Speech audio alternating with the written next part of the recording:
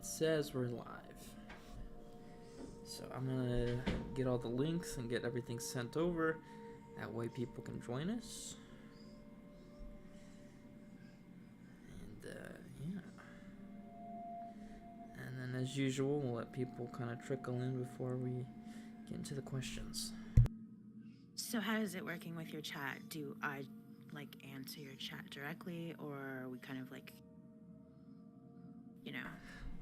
Great question. So typically what happens is I have a list of questions I will ask you.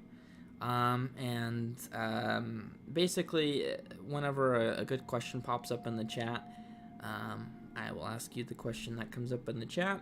Obviously you don't have to answer anything you don't want to, but if you wanna pull it up on a different device and look at the chat as well, you can. Yeah, so yeah. It's honestly however you want to do it. Cool. Hi, everyone.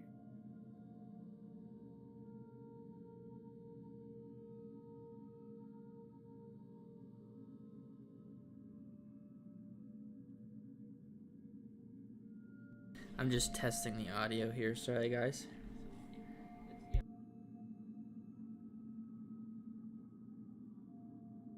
Okay, I think you sound pretty good. Let me know if it's a little echoey on your guys' end, because it's clear on my end, but obviously I don't hear it through YouTube. I hear it through Discord. So. The test 1 2 3 test.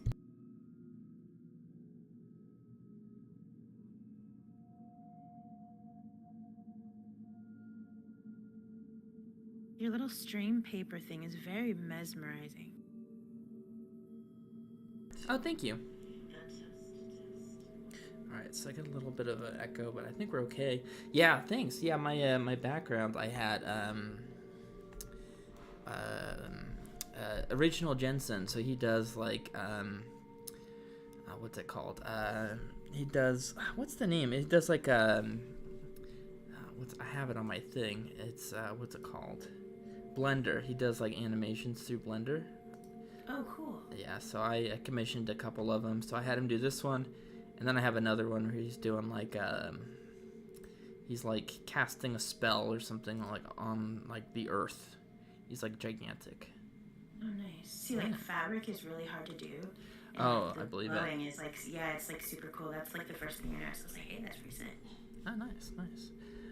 Let's see. All right, I'm gonna get the links here posted. But yeah, anyways, we'll kind of get the stream started here. So tonight I have with us GettinSpooky. She's an amazing narrator. She's actually someone that I actually follow, which most of the narrators I've had on, if not all of them, are people that I follow on YouTube. So thank you for joining us tonight, GettinSpooky.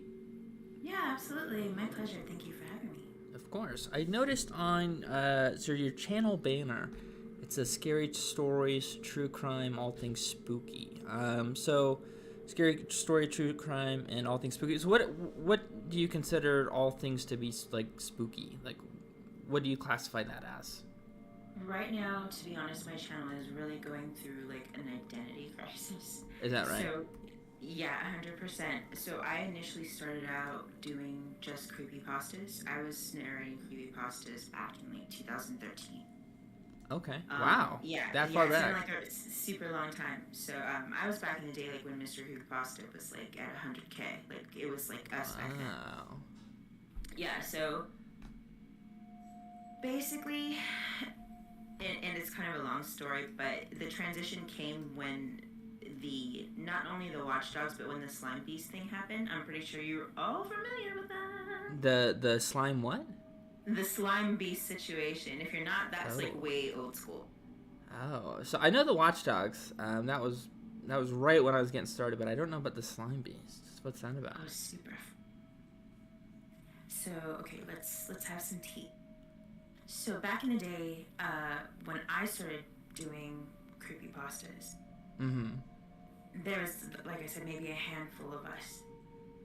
And back in those days, to have, whenever a writer would write a story and we would find it, whether it be No Sleep or what have you, a lot of the narrators back then really didn't ask permission, as they should now that we know, the way that copyright and all of that stuff works. But back then, people didn't. It wasn't just a thing that narrators did. So, and that happened for a really long time. That happened for, I want to say, a couple of years. There was a pretty famous creepypasta that was written. I'm pretty sure you guys are familiar with it. Oh, shoot. Disneyland. It's on the tip of my tongue. Disneyland, where they go to the basement. Disneyland. Holy crap. Googling.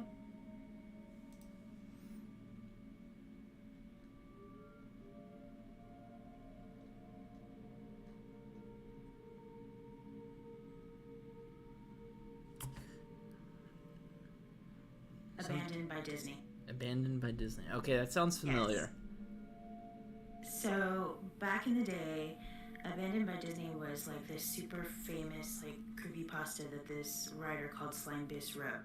Mm-hmm. Well, basically what changed the whole of, the Reddit rules for no sleep and all of this was this incident was Mr. Creepypasta read this story, and Slime Beast, being somebody who was very smart, noticed that Mr. Creepypasta was monetizing his work.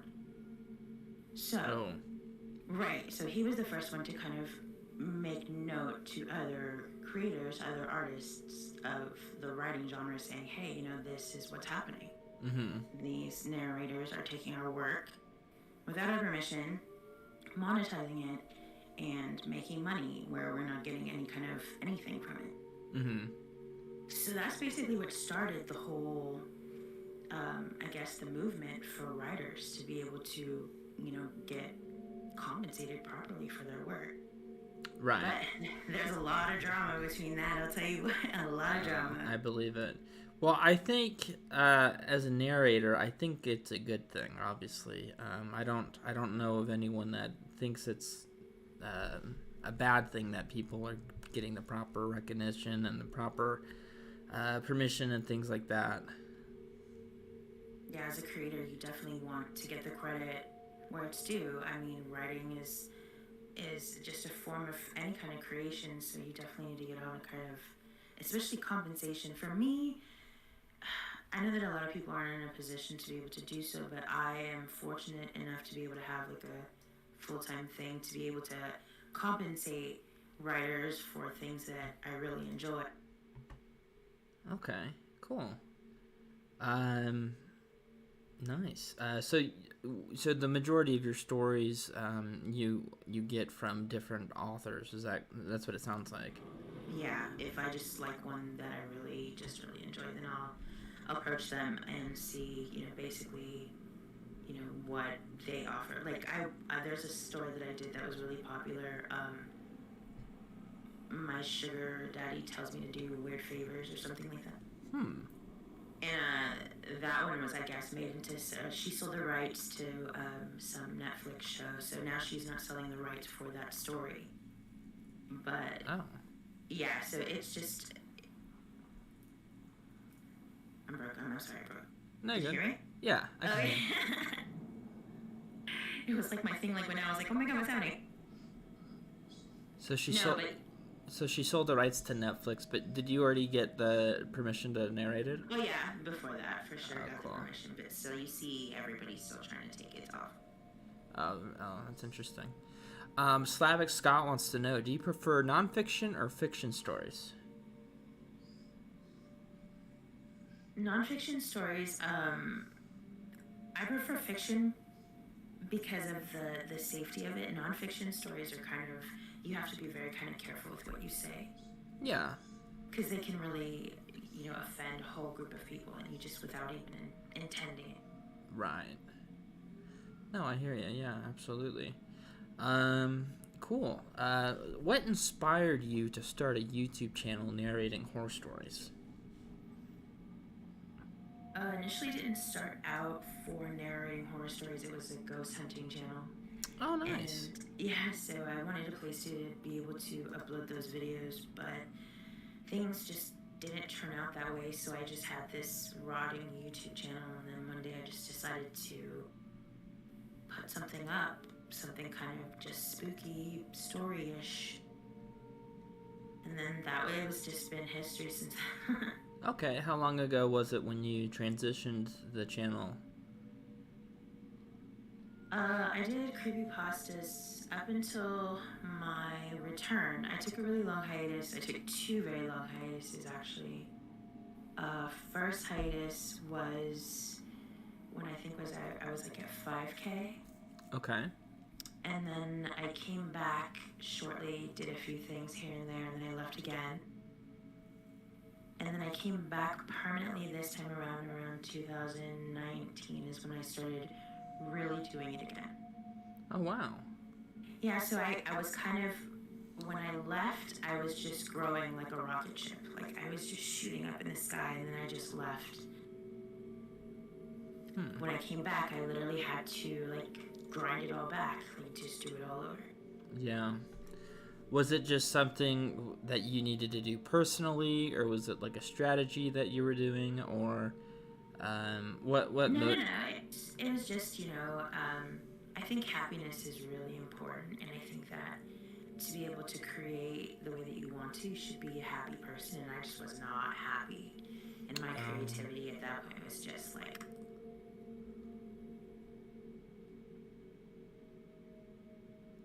Oh, did we lose you? No. Did you? I don't know. Oh, sorry. Oh, sorry. No, yeah, no, I heard you. Okay. Yeah, sorry. Yeah, so, yeah, no, I totally agree. I think happiness is a huge thing. And I think it, especially, if you have to do different things, like for me, for instance, I still have a full-time job I have to work with, and I have family stuff I have to work on. So I mean, we're juggling different things, and so we have there are other channels out there where they can just solely focus on their craft. Where for me, I can definitely see where that can get tiring and things like that. But yeah, no, I definitely hear you. So, well, I'm glad it sounds like that you eventually found some of the happiness or some balance or something to able to come back. Yeah, for sure. Like that, what you said about the time, I totally understand that. Like, just to be able to have time to just create without worrying about like all of the other extracurriculars like work and what have you. Okay. That's like the dream, right? Right. Yeah. You have to reach a certain point to where I feel like it has to be self-sustaining. My thoughts on it is that you have to, if you are losing money by not making videos for YouTube, then at that point you kind of have to reevaluate everything. Okay. Yeah, it's interesting. What inspired your unique channel name? So you kind of mentioned it with me a little bit earlier when we were doing the sound test. But yeah, what can you share with us on that? Yeah, it was just the ghost hunting little crew thing, the embarrassingly cringe thing that I was a part of, and just kind of trying to save the name, and it just kind of was rotting, and decided that I was going to use it to upload some spooky stuff, and here we are. Nice. Cool. Do you have any of those older videos still up on your channel? No, all of that has been completely wiped. Oh, really? Oh yeah, for sure. That's long history. Cool. Well, I think that kind of stuff. I've even thought about dabbling with like ghost hunting stuff, and I don't know if you watch what is it? The BuzzFeed Shane and Ryan Bagara. I don't know if you follow those guys. They're the Watchers on YouTube. Oh yeah, I do know. But I wanted to kind of style something where me and some friends kind of just have a good time, like exploring like abandoned buildings and like trying to hunt for ghosts or whatever, and kind of making jokes as we're going through it. But like that sounds like a lot of fun. I mean, obviously, I don't, I can't say, I've seen any of those videos of yours, but it sounds like that's something you don't necessarily miss. Well, ours were more kind of like organized. Oh, so really? We went to like the Driscoll Hotel, for example, is it's like a haunted hotel in Austin, and we stayed there. We just basically got a room, and then we ended up doing like the little ghost tour and then walking, So it wasn't like, abandoned buildings or anything like that. I think I'm more afraid of alive people than ghosts when it comes to like abandoned buildings and stuff. Oh yeah, for sure. My biggest fear is I'm gonna get found or something by some cultists, and I'm gonna be like their next sacrifice or something. You never know. Like, people are really crazy. Like, Yeah. you never know. Yeah, or like, yeah. Well, like I don't know if you know this or not. I actually saw a couple months ago you followed my channel, which I thought was really cool. Because I get notifications on stuff. But so I write most of my stuff, and so I kind of have to like flirt with these different crazy ideas, and so I kind of entertain crazier things more than I probably should. But like I think about like what would be a good scary story would be like if you're like an abandoned building and there's like people like entrapping people, like preying on people that specifically do that kind of stuff for like organ harvesting or things like that. I don't know. I Well, like let me to. tell you about this dream that I had one time, and you can do with it whatever you wish. But Oh, nice. I had a dream one time that I was asleep in a bed, and there was a big window above it. Outside, there was crying, and I would look outside, and the house was like surrounded by trees, but there was this little girl that was out there that was crying, and every time I would see her, she would like move positions. Well, I finally went out there, just to kind of see what she was doing, and this little girl was throwing baby animals into a cage of people What? who I guess were just starving, and they would just tear these animals apart, and it was just the animals that was crying that I was hearing. Oh my Isn't gosh. that like the most fucked up dream ever? Like, what the hell? That kind of has like a Silence of the Lamb vibes to it. It was just nuts. I have very vivid dreams like all the time. I've always had dreams that have just been insane. But when I told my dad that, he was like, "Yeah, you should put that in one of them stories." Yeah. No, that's awesome. I mean, it's not awesome that you had that scary dream, but I mean, I think that's a very scary story. I agree with your dad on that. I think that would make a great story. Yeah, it was a nuts dream. I will never forget that dream. Well, let me ask you this: since you mentioned your dad, what does your family think about your channel?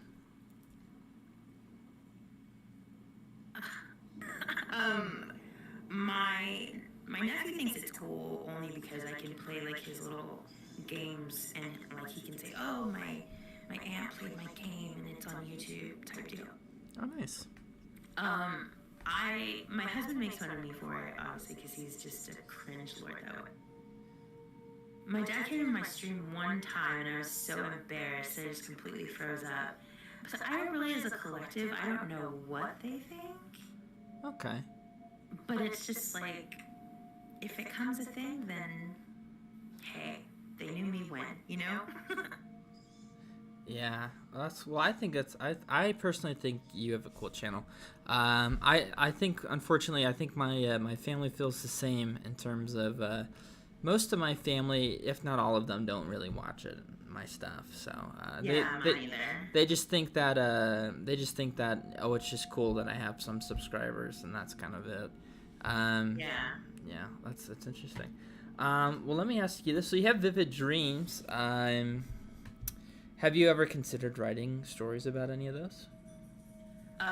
There's a story that I wrote called Blackbirds in Jars that was kind of based off of a few dreams that I had. But most of the time it's just really small pieces that are scary as opposed to just like the entire thing. Okay. So it's kind of hard. That's why I like shorts. When shorts became a thing, I was like, yes, this is just really my jam. Nice. Very cool. Do you do a lot of shorts on your channel? I try to. I really try to.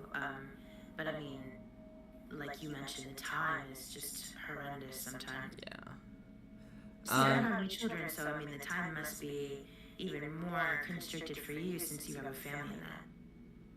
Well, when I say I have a family, I mean I have a spouse and 2 dogs. I don't have kids. Oh, okay. Okay, so yeah, okay, never mind. But I mean, no, I hear you. Well, let me ask you this. So, shorts are something I've always thought were interesting, and I've seen some channels being very successful with them. I know nothing about shorts. And so I follow you on Twitter as well, and I want to say that you've done a face reveal. Is that correct? I have, yeah. Well, I done it before a long time ago, but it's it's one of those things that it's like you have to really decide like what and why you want to do it. You know? Yeah. Like there's people who can do it without having a face reveal. Absolutely, there's like many streamers who have done it throughout the years. And then there's people who have, you know, gone and been without it, but then decided that they wanted to reveal themselves. I mean, for example, Dream, for example, I'm sure you guys have it. Yeah. But, like, I feel personally that it hinders you in a way to not have that brandable face or presence. You know what I mean? It hinders you to do a face reveal or not to do one? No, to not to do a face reveal. Okay, no, I agree with that.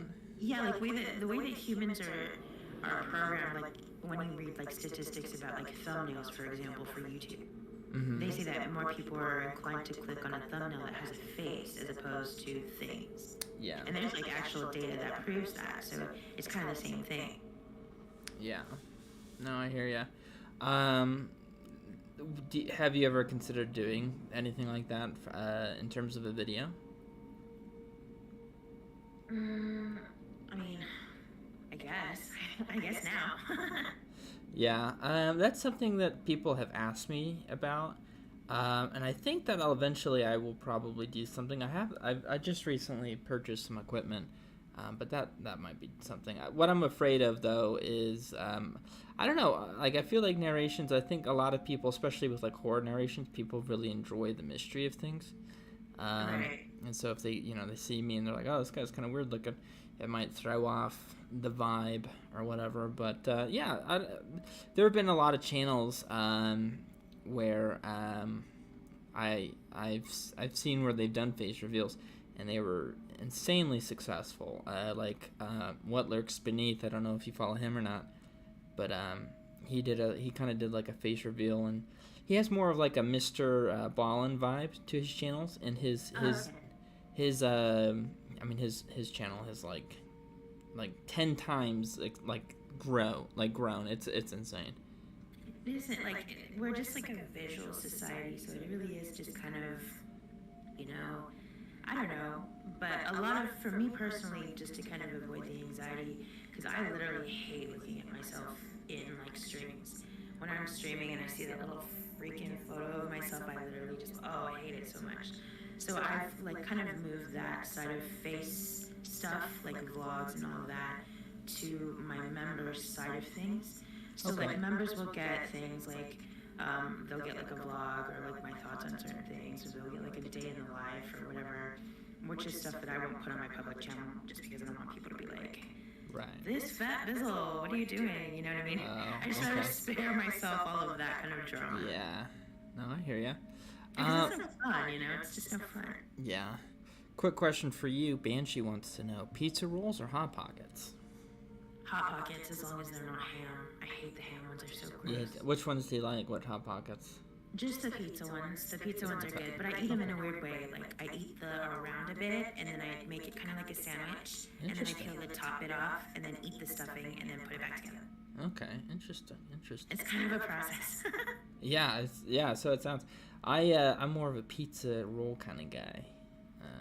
Mainly just because I don't... I've what do you call it? I've burnt myself out on Hot Pockets. Totally lost the word for that, by the way. Yeah, I know that film. Yeah. Let's see here. Well, let me pull out some other questions for you. Let's see. So you have 20,000 subscribers, which is a huge milestone. Do you Yeah, just did it. That's awesome. Do you consider yourself, or do you consider your channel to be on the uprise? Do you consider yourself famous? Where would you like to see your channel? Things like that. Eventually, I would be kind of like, I would love to be internet historian type level.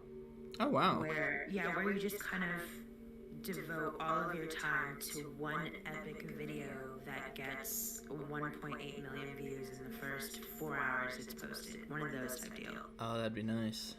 Yeah, it's just, but he posts so very rarely, but he has the time to dedicate to it. Yeah. Because the income is there, and that would be just so perfect to just create endlessly and be able to live off of it still. Yeah. No, I hear you. I kind of look at it. I kind of like look at my channel as like an extension, like a friend group that's extended on the internet. Because once I don't know, once you kind of reach a certain age and you get married and things like that, friends and colleagues or whatever, like they kind of have their own things going on, and friends don't really have as much time as they once did. So I don't know. I just kind of look at it as more people I can hang out with, kind of thing. Yeah, sure. But yeah, well, let me ask you this: at what point in your YouTube career did you realize that you had a gift for narrating stories? Well, I mean, it wasn't really like a gift. It was more just kind of like maybe I may be onto something type thing. I think it was after the second video when I realized that I was getting more traction on it than my YouTube had ever been at all. Because it had been in inception since 2011, and then 2013 it was all of a sudden getting traffic, and I was like, holy hell, what's happening? Yeah, nice. And Was it like a more of an overnight thing, or do you think it was more of like that was just the more popular trend of that time? Yeah, it was the thing at that point. It was something that was new, and I was probably one of the first female narrators on top of that. Okay. A lot of them were male at the time too. So. Yeah. That's awesome. Yeah, no, that's huge. Yeah, I kind of remember that time period. So from 2013 to 2015, I was actually I was doing a thing where I wouldn't go near electronics or anything like that. So I wasn't really I didn't use the internet or anything for those 2 years. But yeah, no, I definitely know that was definitely the time period, because when for me the creepypastas really kicked off 2011 2012. Like that was when it was getting started. And then, its peak season was 2013, 2014, 2015 era, to where, we have all these great narrators that we know and love now. But yeah, that's kind of a crazy time. What was that time like? It was like the Wild West, literally the Wild West. Wow. There's a lot of stuff. A lot of stuff. Maybe you and I can, we'll talk about it offline one time. You'll probably be pretty shocked. Oh, wow. But it was a lot of stuff. It was crazy back then. I mean, like I mentioned before, like the narrator thing. Yeah. That was even before the Watchdogs. Yeah. The Watchdogs came in, and I still to this day don't know what they did. I mean, I know that they were putting, copyright hits on not authors, but narrators for not using, I don't know, explain that to me. How was that going? So from what I understand, the Watchdogs, they would basically blacklist different narrators that wouldn't credit certain authors. And so if you really dive into it, the Watchdogs, they compiled a list of a couple hundred, if not maybe 1,000 or so narrators, and they had it actually quite detailed to where they could either list you as just straight up stealing content, or stealing content but giving credit, like not asking for permission, things like that. So they basically they just compiled a list of names, and then they encouraged the community not to work with these people until they made restitution in terms of either financial reimbursement or removal of the content itself. Okay, yeah. So, but yeah, it was really bizarre. Just because Reddit, obviously, people just naturally post stories there. So I think people just thought, oh, I'm just gonna take this story, and I don't think people realized it was like, oh wait, this is actually an intellectual property rather than just a cool thing I read. Right, absolutely. So that's something I actually really pushed me away from Reddit, was just a lot at that time, a lot of authors were like, they weren't necessarily bitter, but they were just very cautious on who they wanted to let use their stories. And at the time, I had like 10 or 15 subscribers, and so it was like no one really wanted to send me their stories, or they wanted money for them, which, you know, at the time I was in college, so I didn't really have any money. So I just started writing my own. And so instead of posting my stories on Reddit, I would just write them and narrate them, and that way they would be unique content for my channel. I do that too. That's why, like, some of the stories, like, if you try and find it online, like, there's absolutely no record of it. Right. Just because, like, you wrote it in my little notepad and then, like, narrated it. Absolutely. Well, because, like, that was the main reason why my content kind of switched from, you know, the horror stories to kind of more of the true crime side. Was because, like, to be fair, I mean, I don't want to, like, offend anybody. Please forgive me if I offend anybody. But, like, to be honest, some of those writers can be, like, really on their very high horse. You know what I mean? And you're just kind of like, oh, well, yeah. I just want to, like, really just kind of narrate your story. Like, I maybe get $1 off of my videos. Can you just try and charge me $50? Yeah. So it's just kind of like, you know, you gotta choose your battles and just be like, okay, bye, you know, whatever. Yeah. That was, like, my main thing that kind of pushed me away from doing horror stories. I love doing creepypasta. It gives me a chance to act. It gives me a chance to work myself up and cry and all that stuff. I think true crime, it's interesting. I like doing stuff that I learn stuff from, but I like the creative side of creepypasta. I think that's the most fun. Oh, nice. For me, I don't know if you feel this way or not, but true crime, it makes me kind of sad. Because I'm like you'll hear these stories about these these real people with real families, and, you know, these horrific things happen to these people, and I don't know, it just makes me sad. Where, you know, I'll write a story where, you know, this fictitious person goes through, you know, these terrible things, but I'm like, oh, you know, it's not real. Like, it makes me feel good at the same time, but I don't know. I totally feel that. I actually didn't have to deal with that until recently with a true crime story that I had done, where the daughter of the woman who in this story had ended up being, it was like a murder type, you know, unalive thing. Mm-hmm. It was, you know, she killed a cop and then vice versa. But the daughter actually came and left a comment in my video. Oh, wow. And it was just a snowball from there.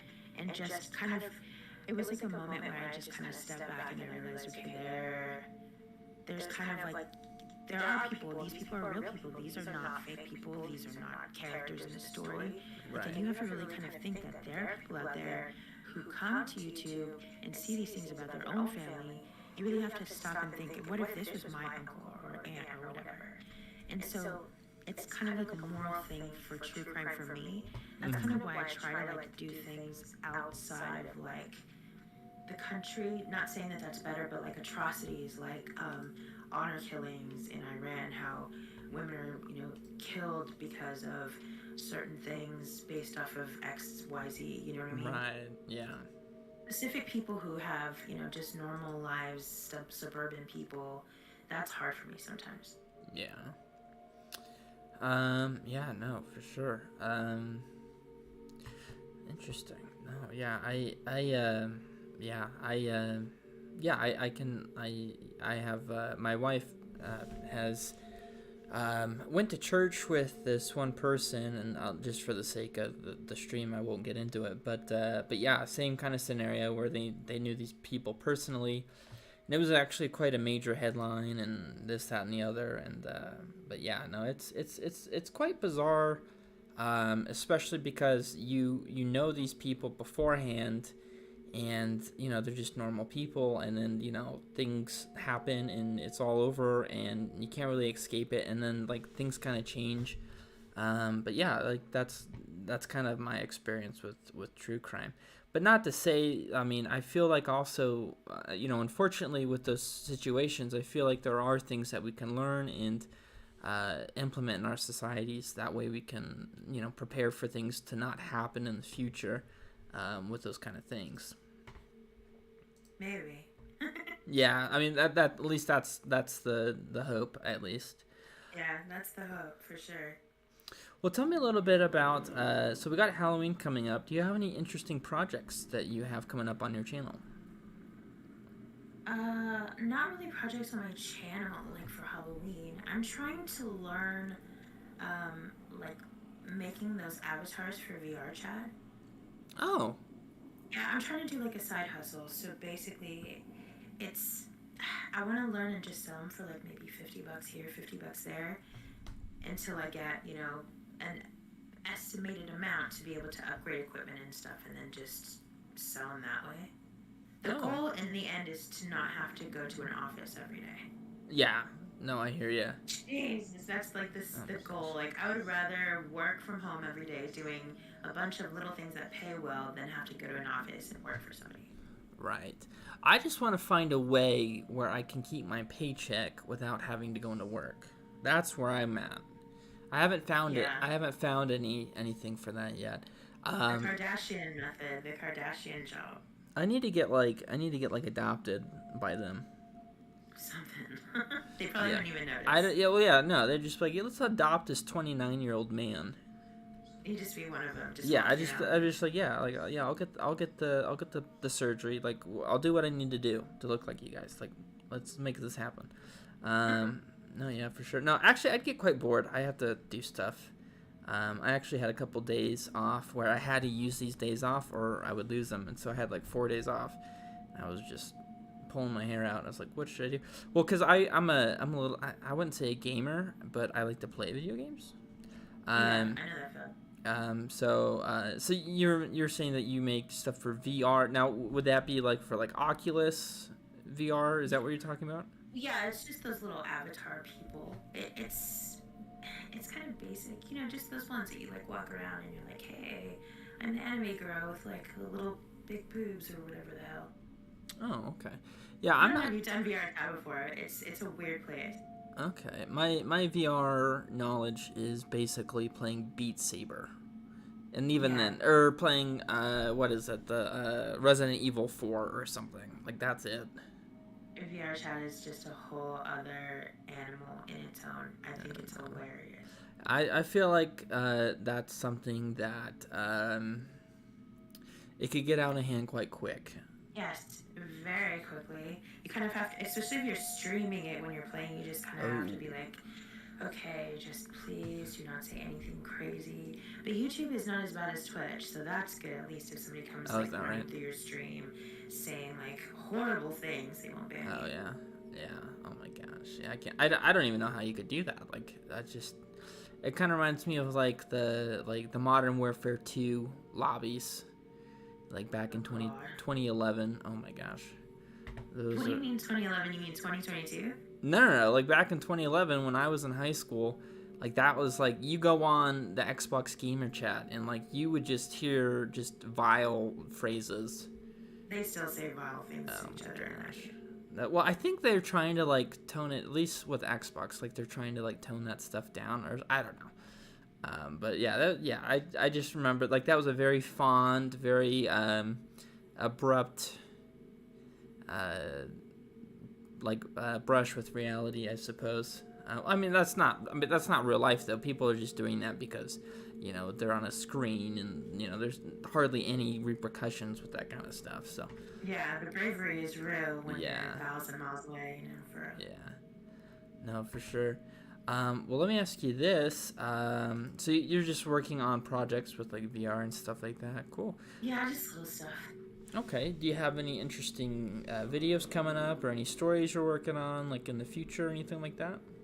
The one I'm doing right now is the little boy who, oh my gosh, this story's terrible. The little boy who was throwing a chit, they call it a chit, which is basically a piece of paper for cheating.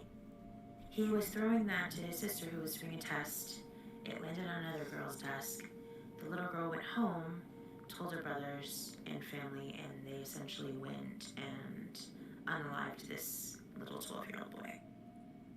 Is But this it a, goes to, is this a story you're writing? no, this is like real life. Oh my This gosh. is a true crime. Yeah, Okay. this Oh is a wow. true. It started off to be that story, and then I went into the rabbit hole of, okay, why? why is that such an extreme response to this? So then I learned about, the response in their culture, how they treat certain things in regards to honor and sacrifice and just stuff like that. And it just got deeper and deeper, and that's what I'm working on right now. It's just a horrible thing that happens, and a lot of people don't know about it. Oh, wow.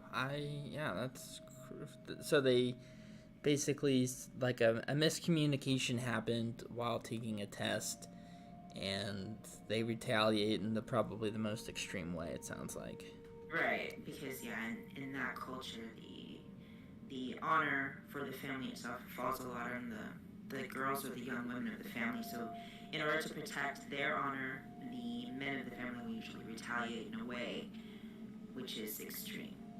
Yeah. And it happens all the time, just to protect their honor and whomever. Yeah, that's interesting. Mainly because those kind of actions would be dishonorable in itself. Right, but in their law, it's not, which is why it's such a crazy thing. It's terrible, and that's the kind of stuff that you want people to know about because it's so terrible. But you also have to be very careful in how you cover it because you don't want to piss people off because it's very touchy. Yeah, I think that's something. I wouldn't know how. I'm not very good with I don't know. I feel like, for me at least, I kind of just unknowingly I just kind of just say how I view things. Yeah, I know that, Bill. I've pissed off a lot of church people, and I didn't even know it until I looked at my unposted those comments that go into the held section. Oh yeah, yeah. I looked in there and I was like, holy shit, I must have pissed off a lot of people in this video. They were reading me Bible verses and stuff, and I was like, oh yeah, I made a lot of people mad that day. Yeah, no, yeah, that's actually, I think it's kind of funny, at least some of the stuff I get, where it's just some people get mad. They're like, wait a minute, you're telling me this isn't real? And I'm like, oh yeah. I'm like, no, it's not. No, I write, I told you, I wrote it, there's one where this guy sells his soul to the goat man, and it's all in first person, and he dies, and he keeps reliving parts of his life, and the guy comments, he's like, wait, is this real? I'm like, no, it's not. No, not even close to being real. But I don't know. That kind of stuff is funny to me because it's, for me, horror. I look at that as a way to escape from the real world, have fun. It's mystical for me, much like that time of year for Halloween. It's it's a very magical time for me. It's just, I noticed that for our type of genre channel. Yeah. This type of, it's our Christmas. You know what I mean? Pretty much, which is interesting because at the same time, my views go down a little bit during Halloween. I just assume people are just watching actual horror stuff. At least that's my theory. I don't know. Maybe I'm just not as popular. Oh no, that has nothing to do with anything. It's all numbers. Literally, it's all numbers. I thought about doing videos on that. I told my husband, I was like, what if I do videos about just the algorithm? And he was like, to be honest, if I were to watch a video about algorithm, I would want to watch somebody who was a little bit higher numbers than you. And I'm like, wow, thanks, guy. You're first of all, that got thanks. Personal. No, but there's real methods. There really is a lot of, they change the algorithm all the effing time. Yeah. For a while, shorts weren't pushing your long form videos, but now they are. So that's why a lot of people are mad that their short views are going down. Huh. There's a lot of crazy stuff, thumbnails matter, titles matter, that whole list of bannable words matter. Oh yeah. Well, let me ask you this: with how things are changing so much with the algorithm, I feel like also the community changes as well. Just with what's popular and what isn't. I know a couple of years ago, some YouTubers have started doing meetups and conventions and things like that. If there was a horror convention for YouTube narrators, would that be something you'd be on board for? I mean, I'd be on board for anything. I think it would be kind of weird, don't you? Oh, well, yeah. I mean, well, for me personally, I think it'd be cool. Just because I like to meet people, but at the same time, I guess it could be weird where it's like, I don't know any of you, or I don't know. I think about it sometimes, like, how, because you never know, like, you can make a video tomorrow that just freaking explodes. Yeah. You know, you can go from, 40 to 200K overnight. And you have to remember that, like, with that kind of blow up comes lots of people, yeah, but then it also comes lots of buttholes. Right. And you have to, like, think, okay, like, I don't know if you know who Plagued Moth is. He is, yeah. So he is obviously very outspoken. A lot of people don't like his type of content because of the way it is presented. He's very kind of like snide and snark. People hate him. Okay. Seeing people dox him and his family and things like that is just like, to me personally, is so terrifying to know that, like, if you piss off the wrong people, they can, like, literally, like, come for you. Right. And, like, you have to really think, like, is that something that you are willing to do in the long term? Doing this type of thing. Yeah. Yeah, that's maybe something I didn't necessarily consider. Sorry. No, you're good. No, yeah, I just kind of look at it, just something cool. People are crazy. People are so crazy. Yeah, that would suck. Yeah. Well, let me ask you this. Speaking of crazy, I think I might fall under this category here. But let me ask you this. This is one of my favorite questions. What, non-politically, what are some conspiracy theories that you believe in? Okay. The main one, I don't know how up you are with, like, UFOs. Do you follow, like, the UFO community at all? I know enough to where I could sound insane. Okay, good. So basically, recently there have been a lot of, like, rumors that there have been disclosure that they're going to tell us what all of this shit is finally, blah, blah, blah. Because as you know, like, the United States has finally acknowledged, hey, these things are real, we don't know what they are. Here we have a group of people who are now officially government people who are studying them. Huh. So the government finally said that they're real, so now things are coming out in, like, documents that have been released due to the Freedom of Information Act about reports of them being interdimensional beings, blah, blah, blah, and just hundreds of thousands of these reports that are, like, on CIA.gov of these beings. My thing that I think it is if it is, like, an interdimensional type of being, if you think about the way the dimensions work, I don't know if you know what a tardigrade is, a water bear. A water bear. I am not familiar with what that is. A water bear, it's like a cellular creature. They're very, very tiny and they can live pretty much anywhere. So in order to look at a tardigrade, we have to look through a magnifying glass. Not a magnifying glass, microscope. Microscope, right? Yeah. So you have to look through a microscope. They have no idea that we're watching them. They just go about their own, like, little day, doing their little tardigrade things, eating, drinking. They're like live animals. And so they have no idea that we're there watching them live their lives. But we can interact with them. Like, we can put things in their environment. We can, move them around if we need to. But they have no idea why we're there. I feel like if aliens are real, or if it is an interdimensional type of thing, I feel like we are probably the tardigrade in that situation. Oh. And they're above us in some other kind of dimension to where they can interact with us and do all of this stuff with us and are aware of us, but we can't see them based off of the dimension that they are in. Does that make sense? No, yeah, absolutely. When I typically think of aliens, like interdimensions definitely come into mind. I mean, that would explain why our interactions with them have been so limited, and yet, like what we know about them is incredibly minuscule. However, I feel like different sightings and different I don't know, like I feel encounters. like what we know as people, normal people, you and I, is minuscule. I Right. feel like somebody out there knows a lot more Oh, than for sure. just like they say that we have the 1%, and then we have that 1% that's even richer than that 1% that is Right. just kind of like nobody knows about. Yeah. The No. one really making the shots, you know what I mean? Yeah. Well, let me ask you this, and this is the question I'm always asked when it comes to this kind of stuff.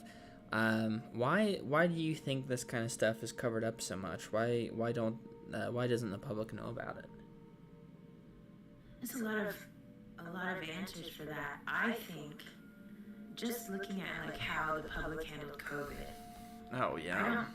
I don't think that. I think that things would fall apart very quickly based off of the people who were, and I don't want to say uneducated, but people who are very spiritual, who's, predict signs, stuff like that. Those types of people, unfortunately, have a chance or have a probability to kind of act radically, blow up people for, the Lord, stuff like that. That's the kind of stuff that's just crazy. Huh. Yeah. So if we really go down this rabbit hole, I mean, if I were to be asked that same question, about, why the public, yeah, I think it comes down to just mass hysteria, to where, most people just couldn't handle that kind of truth, or at least they're not ready for that truth yet. Do you think that it would like completely destroy religion in people's eyes? Well, not necessarily religion, but just society in general, where it's like, I mean, religion's a big part of it, obviously, but just like society, to where it's like, oh, like if religion for one, obviously, just the philosophy of what has been keeping people, quote unquote, in line for so long, to where it's like, oh, well, this must be, I don't know, like, yeah, I just think they'd just be like, oh, like, nothing I know is true, or I don't know what I know, and they just go crazy. I don't know. It's so very, like, humans can be so predictable, but also very unpredictable at the same time. I feel like it would be like a major power thing, like who could control them first. Or do you think that they could be controlled, or do you think they would they'd control No, us? they definitely couldn't be controlled, but somebody would definitely try. Right. I feel like what they would try to do, would be to maybe make an alliance with them first, or get in their good graces, and then try to enslave the rest of us, kind of thing. I wrote a series of where, these aliens, they come to invade the world, and so all the top government officials, create a plan to help them, in order to be part of the overlords that rule over the earth. That sounds about right. Yeah. And so so anyways, the story goes where they came up with different cryptid creatures, and they would mix these creatures with humans, and they'd make these hybrid creatures that would be these cryptids, and they would let them loose at different government, facilities and different national parks throughout the country, and slowly diminish the population. What a way to go out, right? Being like eaten by some crazy alien monster. Yeah, I think that's how I want to go. I do kind of want to go out really dramatically. I'm not sure how yet. I haven't decided. Alien creature sounds cool though. Yeah. Have you seen the things in? Have you played Half-Life 2? I haven't. No. Well, it's a great game. Anyways, there's aliens in that game. There's one kind of creature. What it'll do is it hangs from the ceiling. Oh God. And it has a really long tongue, and then it kind of just looks like a dangling rope or a vine. But if you touch it, the tongue will wrap around you and suck you up into the ceiling, and it'll eat you. That sounds awful. Yeah, that's how I want to go. I think it'd be Do you cool. know that the fear of being eaten is a fear that we have since childhood from being small? What do you like?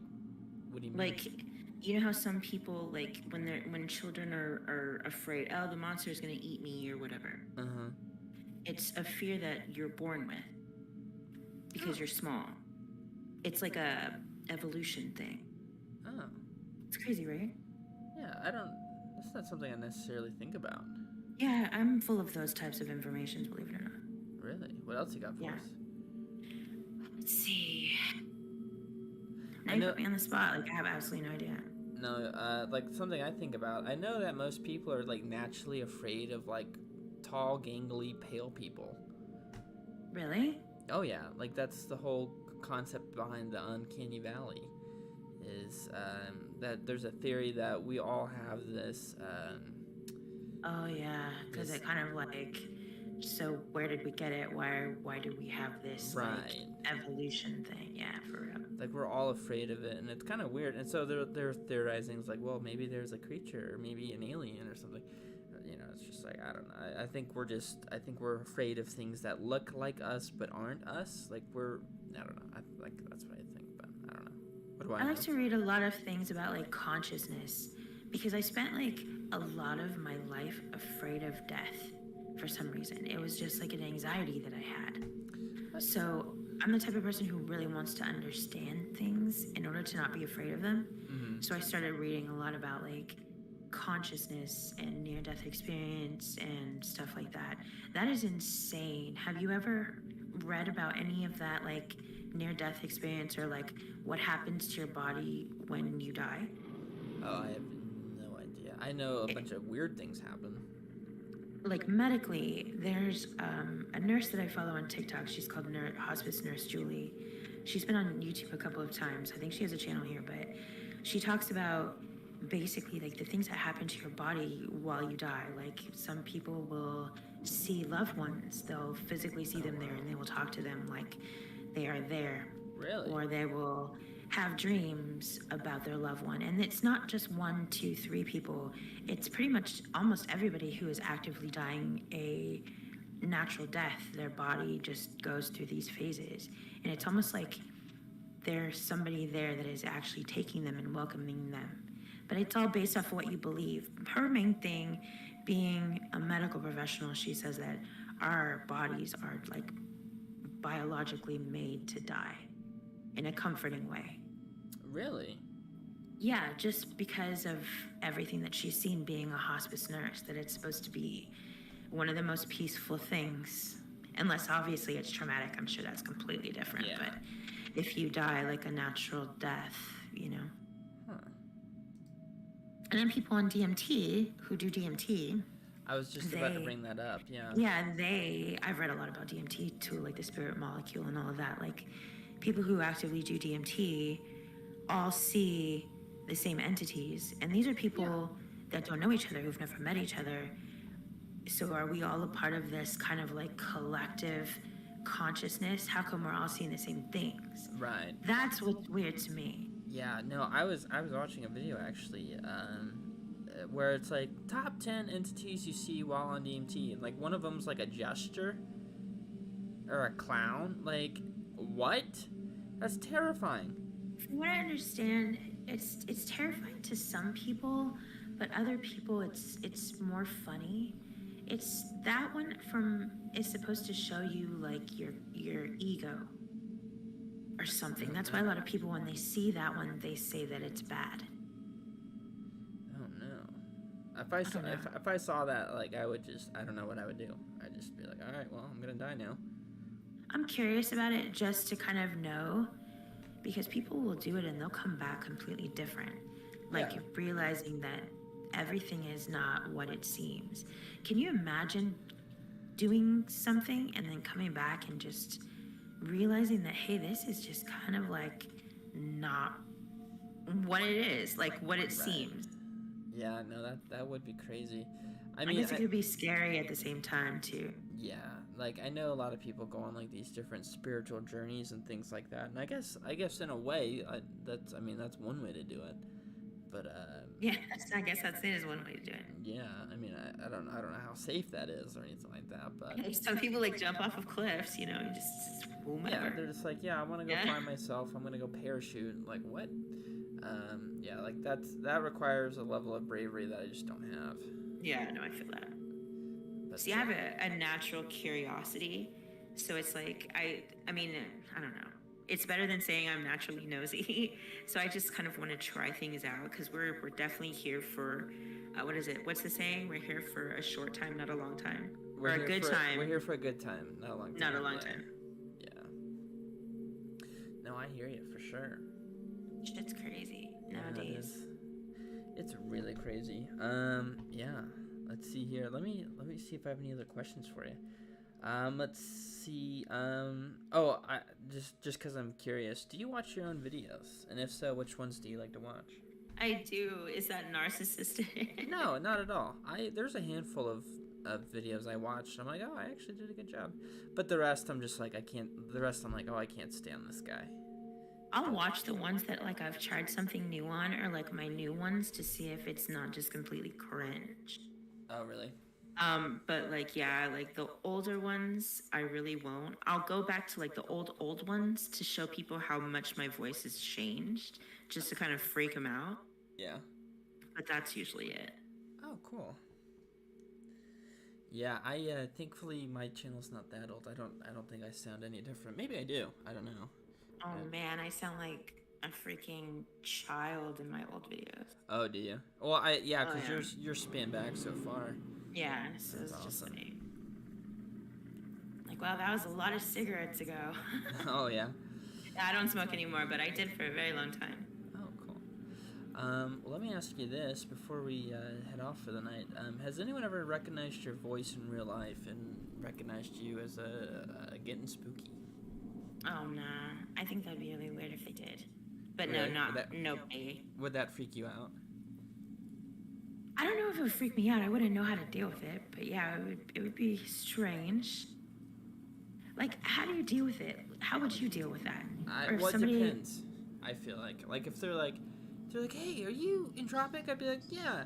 If they were like twirling like a bat and they're like, are you entropic? I'd be like, no. I'd like change my voice a little bit, but no, it's not me. I don't know. See, I don't know if it's me and like thinking of like the bad things in people. Yeah, but, like, you know, what if somebody was like following you around, like, they were like trying to track you down. Right, just like watching you, like you're just doing normal shit. Like, hey, you're at I don't know, what's a con the YouTube con that everybody does, right? Oh yeah. Yeah, like what if somebody like knew who you were, was in your streams, and you know talked occasionally, but like knew that you were going and just kind of followed you around, and you didn't even know that they were there. Yeah. That's the kind of shit I think about and I get scared about. That's why I'm like, oh my god. Yeah. No, that's a good point. Yeah. I don't know. I feel like I would annoy enough people to where if they were try to stalk me, they'd be like, "Wow, this guy's really weird," and then they'd stop. Or at least that's the hope. I don't know. Pretty boring. You never know. Yeah, never know. Well, cool. Do you have any questions or anything you want to talk about before we wrap up the stream tonight? No. I mean, it's fun. Sorry if I was weird. No. I'm sure I was weirder. No, thank you so much for coming on tonight. I really appreciate your time and your effort and your fun ideas that you brought with you. Oh, for sure. Thanks. Awesome.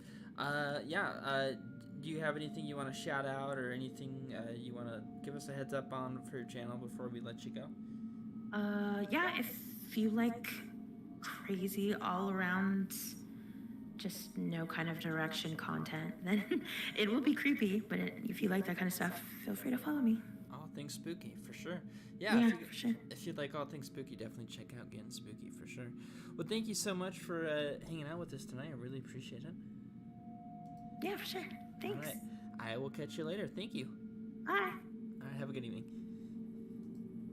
All right, that was Getting Spooky, guys. Thank you so much for joining us tonight. I hope you guys had a great day and an even better evening. Yeah, definitely check out her channel at Getting Spooky, all one word, Getting Spooky on YouTube. I really appreciate you guys. But yeah, tomorrow night we have Lady Spookaria, so make sure to tune in tomorrow night, and we'll do another stream then. I appreciate you guys, and have a great evening. Take care, guys.